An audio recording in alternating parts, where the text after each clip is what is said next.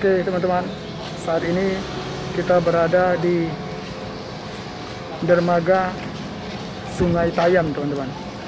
Jadi saat ini saya memakai masker teman-teman karena di sini daerahnya tertib 3M teman-teman.